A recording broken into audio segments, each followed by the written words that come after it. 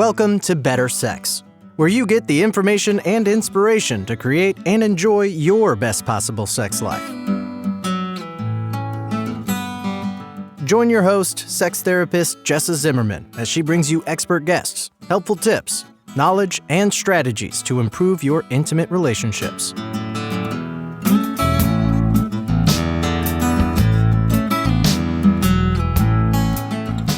And now, your host, Jessa Zimmerman.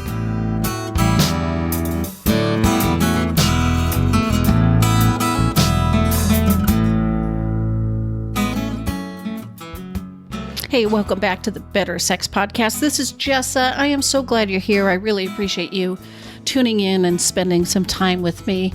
I've got a little bit of something I want to mention because I've been working on it really hard behind the scenes, and I'm a little hesitant to bring it up because I'm not quite sure when it's going to be ready, but I am working on a new online program. It's going to be called the Desire Spa, and it is specifically for women with little to no libido, and it's impacting their relationship. And I've decided to create a product only for women struggling with desire who want a place that is welcoming, that is supportive, that is nourishing, that is safe, that is protected, is contained for you to explore what's been in your way and how you can access this away from your partner, away from the world, sort of like a retreat, like a spa. You want to go to the spa, you want to sink back and relax and nourish and heal. So I'm just going to throw that out there. It is coming. I don't know exactly when, but sometime in the next couple of months, I imagine. And I hope you'll stay tuned. You can always go to thedesirespa.com and kind of check it out or get on the wait list and sort of nose around and see what's going on with that. In the meantime, my episode today is about colonization and its impact on sexuality in the current day. We tend to think of colonization as something that happened and is over and is done without realizing that it really set up systems and processes and expectations and beliefs and systems of thought that we are still living with in this current day. And there's historical trauma there. And there is a legacy of shame and of limitations that came with settlers in North America. And my guest today, Mauro, has been studying this and talking about it, and I'm just delighted to have her on to talk about this whole concept of the sexuality that the settlers brought in and what this has come to mean for all of us and the ways in which it could be manifesting and limiting us and ourselves, and certainly is impacting how people of color, women of color are treated still in this culture. And I hope you find it really, really interesting and find it valuable.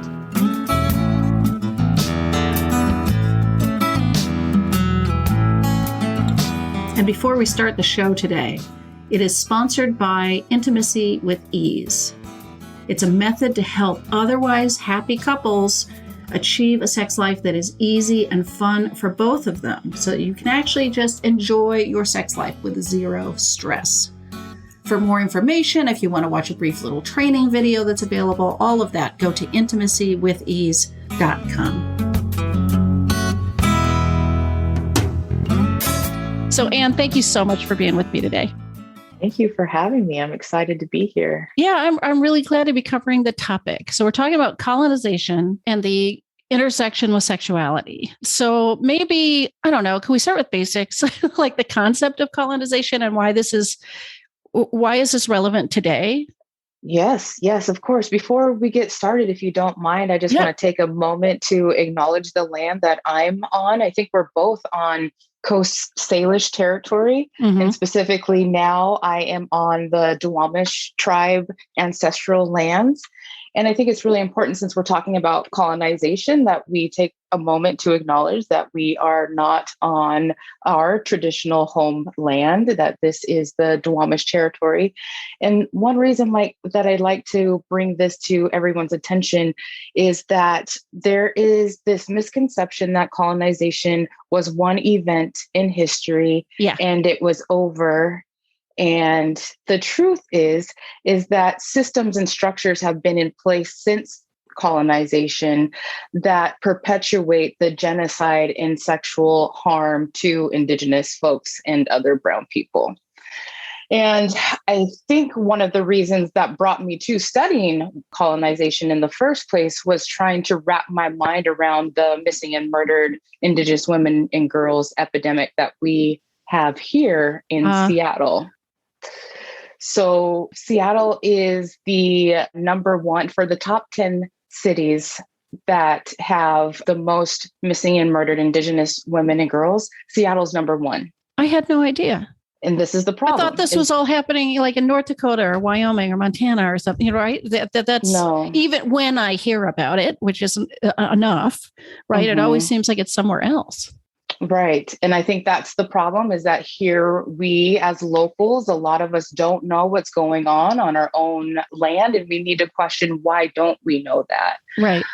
So just another perspective for the states, like the top 10 states that have the most cases of missing and murdered Indigenous women and girls, Washington is number 2. Okay. So we definitely have an epidemic on our hands here that not enough people are talking about. And so when I started looking into this, I was able to trace some historical trends leading from when the settlers arrived here to what we now call America. So we know that colonization is a global phenomenon, right? It's happened all over the world, and a bunch of different people have tried, right? The French, the Dutch, Portuguese, Spanish, a lot of folks have colonized parts of the world. When I'm doing my research and study, I'm hyper-focused on the English settlers coming to North America. Okay. So that's where the bulk of that comes from, my studies. And so in colonization, we know that we had some settler people come here to North America, not necessarily invited, and took the land. That seems like putting it mildly. I've heard that I say things too nicely sometimes. Yeah. So they took land, and then they needed to make money off of said land. And so they took African people from Africa and the chattel slavery and the transatlantic slave trade to actually work to help create this globalization, this global economy, really, that was coming out of North America at the time. So in a nutshell, that is colonization. Right. How is this? I mean, I guess link it to today. I mean, I hear what you're saying about missing and murdered young women, but I'm imagining the impacts go beyond that, right? Way beyond that. Yes, for sure. So what I like people to also understand is something called settler sexuality.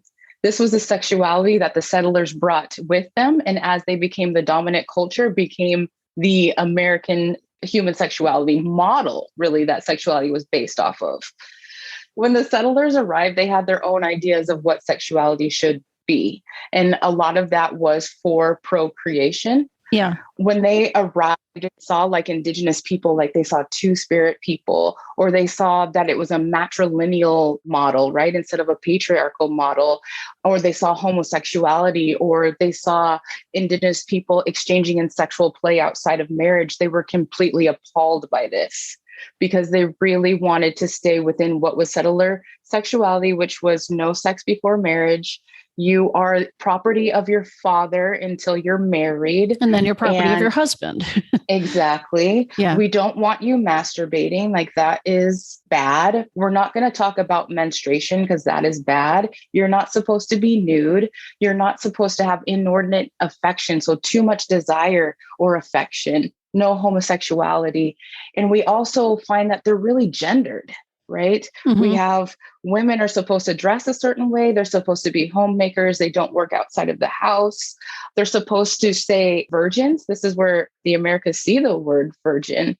You have to stay a virgin, not just for the religious reasons, but there was economic value in virginity if you were seen as pure. Otherwise, you're seen as a whore and you don't have as much economic value.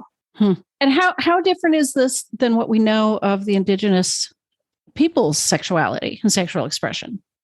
I think a huge one is the patriarchy, right? The Indigenous people got reorganized into a heterosexual patriarchal model for their family structure, where, like I was saying before, it used to be matrilineal and matrilocal, which means if you got married, you would move to your wife's home with the mother. The children were given the mother's name, a little bit opposite than what we saw in the patriarch model, where they try to mimic a little commonwealth with the man as the head of household, just like a government ruling over the rest of the family. So we see that it disrupted some power structures. We see that it also disrupted gender, right? Because some people were more fluid in their gender presentation. And then limiting premarital sex also is huge. That really stomped down sexual exploration before marriage, which, as we know, is healthy and natural to experience sexual experiences as we are growing. And not only did they force that, but they also enforced monogamy. Polygamy was something that was natural. It wasn't. They actually, when they divided some of the land and they decided to give it back to some indigenous people, they only gave it to the man who was the head of household and then made him the natural citizen for the place. So then also we see, like in the Industrial Revolution, another movement of trying to move indigenous people into the cities to work, and then really reinforce this woman as a stay-at-home woman that doesn't have a position of power. Man is an actual citizen and working outside of the home. Yeah. It also sounds like just sort of stomping on the concept of sex being about pleasure, right? And that this is about procreation, not something you're supposed to be enjoying whenever you enjoy it. And then they really shame too if you don't fall within the settler sexuality model. Even if it's premarital sex, let's say, they created a bastardly law. So if you got pregnant and you weren't married, your child did not get an inheritance from their biological father. Yeah. We also know that people were publicly shamed. They were whipped, they were tortured, they were burned for masturbation, for homosexuality, for anything that was falling outside, even anal sex, right? Was falling outside of this model. And if you got caught, you could get in trouble. And that shame also came across the waters when the settlers came. They brought almost their own historical sexual trauma to the land when they came. Yeah. So I can imagine that we have quite a legacy of shame, and maybe this is part of where it came from, that we still, people are still dealing with today. How else is this a legacy for people now? What are these impacts that are, still current? Right. I think shame is a big impact, right? Monogamy is a big impact. Now you see, I'm sure within the last 10 years in your work, you're seeing more people trying to open up to different relationship structures, but that wasn't quite allowed in this early model of what monogamy and very couple-centric view that we were supposed to follow. I also see that a lot of transphobia is coming from here, right? When you're forcing two-spirit people to adapt to one gender and follow a gender stereotype. Just in case, would you just sort of speak about two-spirit people? Because this is a term I know, but I'm not sure all the listeners do. Yeah, it's a term for an indigenous person and I'm thinking of it as myself as holding both a feminine and a masculine energy. And so that's the two different spirits that are embodied in one person. But I am not correct in that generalization, because I know that some indigenous cultures have up to 4 different genders.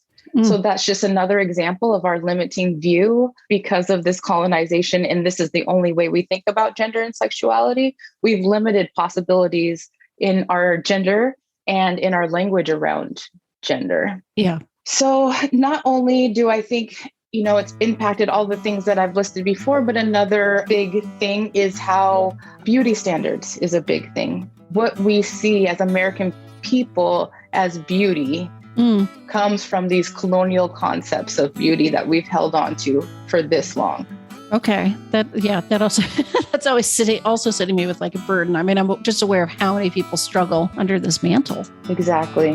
Going to take just a short little break to let you know about a new online course that I've got available called The Desire Spa. This is for women who are in an otherwise happy relationship but are struggling with sexual desire. This is a course just for you to figure out what is in the way of your desire how to tune in and connect with what you could actually enjoy about physical intimacy, how to deal with all of this with your partner to totally transform your sex life. So it can be something you look forward to. And basically, it can just be one more great part of your relationship with your partner instead of this thing that drags you down. The first step would be to sign up for my free masterclass at intimacywithEase.com/masterclass. It'll talk about how to want sex again and lead into the next steps if you are interested in joining me in the spa. Back to the show. So in this too, we need to look back at like the missing and murdered Indigenous women and say, does this have an impact? Is there a correlation here from colonization to the raping of Indigenous women back in the days of colonization and genocide into how we're actually treating the Indigenous women here now?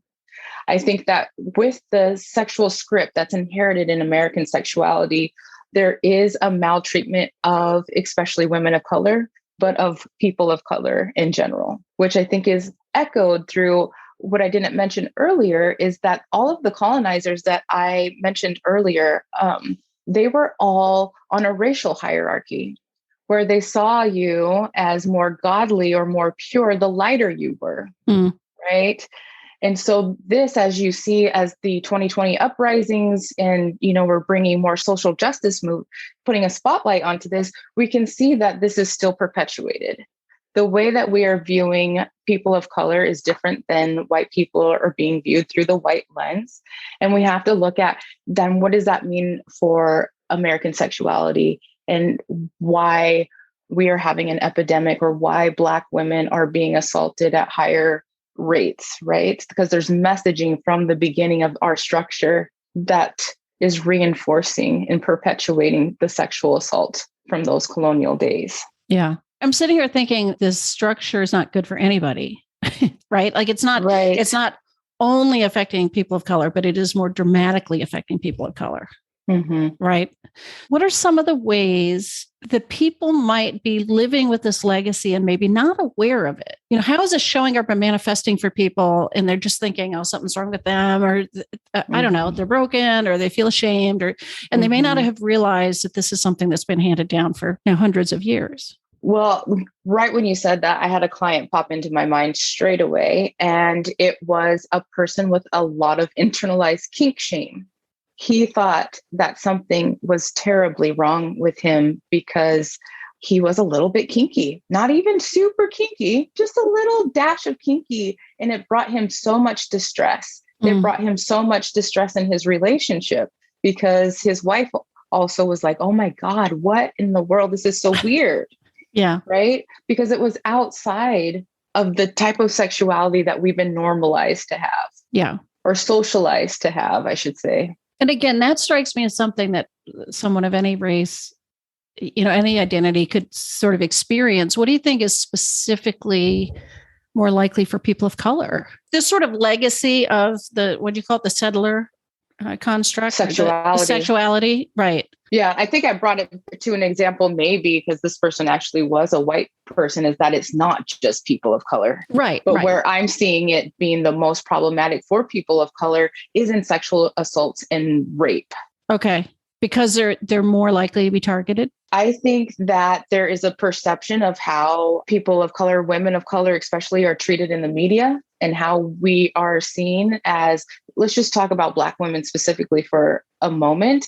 There's 3 types of stereotypes that came about with colonization of the Black body. And that's the Jezebel, who's like this hyper sexualized person that you can easily see still on television today in different sitcoms. We have the Sapphire, who's like the sassy Black girlfriend, right? Who's always like a sidekick to a white person. And we have the Mammy, who's supposed to be this non-sexualized caretaking person. But the way that you can see women of color sexualized, they're either being more exotic, right? You can see them wearing leopard print has been in history, or zebras to make them look more exotic. Or you can see people fetishizing. We also, this colonial ideas did not promote mixing of races. And so when you create this taboo and this tension around what you're not supposed to have, we can also create some fetishizing of what's the other from our race. Yeah. Yeah. So where that term exotic seems on the surface sort of harmless, I mean, it's really impactful, isn't it? Because it's encapsulating that sense of difference and fetishizing. Right. And sexualizing. Yeah. What do you want people to know? Like the people that are listening and thinking, how is this showing up for me? Is there some sort of baggage or legacy that I'm up against? Like, what's the invitation or the advice you would have for people to maybe grow their awareness of how this might be impacting them and sort of free themselves from this a little bit? We're not going to change the culture overnight, but how can somebody empower themselves? I think something that I just thought about, because a lot of the listeners are looking for guidance in sexuality here, right? And so I would say for the person that's listening that wants the answer to that question, look internally and say, what part of my sexuality do I have some suffering, right? Let's look at that part, and let's look farther than the script that you've been handed or the socialization that you've been handed. Let's challenge it a little bit. Maybe let's go a little bit farther back in history, in maybe other people that experienced this and why. Yeah. And maybe when we get a different, more informed historical viewpoint, we can offer a critical analysis of what's going on with ourselves. Yeah. And that seems like relieving shame, more freedom, more ability to choose for ourselves. And a lot of people, what I've heard you say, even on this podcast, which we hear Emily Nagoski, shout out in her book, is that you're normal. Yeah. Right. The system isn't normal. Right. Right. The structure that was created that told you this is what normal sexuality is broken. Yeah. You're not broken. And then I'm curious what you would say to any therapist. I think some of the listeners are probably therapists, even sex therapists. And what's the invitation to us to help us not do harm or not perpetuate this, or not inflict this on people and to open our awareness? Yeah, I think that this is really hard and there's so many layers to it. I think we need to also understand that we are perpetuating some of these colonial views without our awareness, right? And we need to understand that our education comes from a very white, cis, heterocentric, Western-centric way of being. And there's more ways of being and knowing than just what we were trained to know. And in saying that too, for example, my credential with the Department of Health is the marriage and family therapist. I'm a licensed marriage and family therapist. For me, that title is harmful. Yeah. Because of the idea of monogamy, marriage, that construct is historically. Homosexual people were not even able to get married here in Washington until 2012. But this is, a field that's been going around since the 60s. Yeah. Right. Yeah. So we're saying that therapy is for the married people, but we're excluding certain people from what can fall into marriage. Yeah. And that is monogamy, right? Because a marriage is only a man and a woman, not a man and a woman and a woman. Right. And so also there's a real pressure for single people to be partnered, right? There's people that, you're going to find the one, and not really allowing people to be single. Yeah. And so for therapists, we have to check our own training. We have to check our own biases. Yeah. We have to go through and check our intake paperwork. Is this inclusive to all genders and all people of color and all sexual behaviors and activities that might be, our client might be behaving in? Yeah. Where do you recommend that therapists go for more training on this? I don't know if that's something you offer personally, or I do offer clinical supervision, but I don't offer, we do have a training, but it's coming up next weekend. We're doing a settler sex SAR next weekend, where we'll be doing a deep dive into all of this. I feel like Resma Menakem has been really helpful for me. I'm in one of his trainings right now, and I've read his book, The Grandmother's Hands. And I think that this gives us a very good baseline for understanding the historical trauma and understanding how we respond on a somatic level to white supremacy or to people of color. And that helps us give a little bit of insight into ourselves when he uses exercises that you can do some self-reflection on. I also recommend a book called Anti-Racist Psychotherapist. I'm forgetting the name of who wrote it, but that is another really good book that also starts with the impacts of colonization on our field as therapists.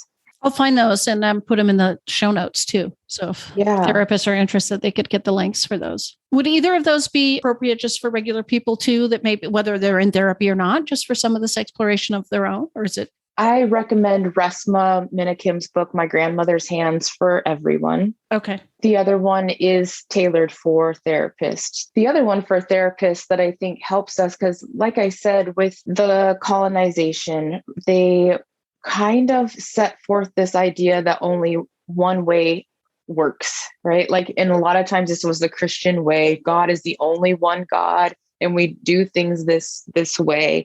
And so another book that I like for therapists is Indigenous Psychotherapies, because it gives us another background on understanding that we have been limited and cut off from a lot of different information because we have only allowed this one way of learning and being and doing therapy.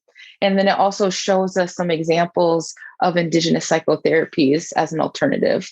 Great. I will definitely put those links in the notes so people can find those. How do people get in touch with you? If they're interested, if they want to see what you've got to offer, visit your site, where would they find you online?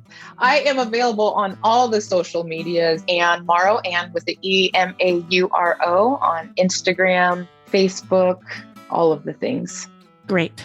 Well, thank you so much for taking the time to talk to me today and share about this. I think it's really important. Yeah, I agree. Thank you for having me on to talk about it.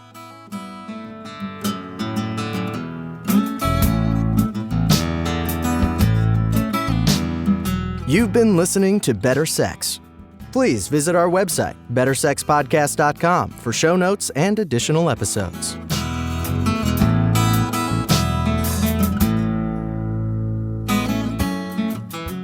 And that's a wrap for today. I really hope you enjoyed the episode. If you are enjoying the podcast, if some of this material resonates with you and you would like to make a difference and make sure that this keeps coming out in the world once a week, ongoing, there are a couple things you could do to show your appreciation. The first would be to go to iTunes and rate and review the show. That really helps us be found by new listeners when you review the show on iTunes. You can find a link at bettersexpodcast.com/iTunes. The other thing I want to invite you to consider is becoming a Patreon. For a small monthly pledge, you get some benefits. So for $2 a month, you get advance access to every single episode. For $5 a month, you get a chapter of my upcoming new book. And for $10 a month, I host quarterly get-to-know-you and question-and-answer chats over the web, and you get invited to that. I would love to have your membership in that, become part of the Better Sex family. You can find a link at bettersexpodcast.com/Patreon, which is Patreon. Again, thanks for listening. I'm glad you're here. Feel free to comment, ask questions, get in touch. I'd love to hear from listeners. Thanks.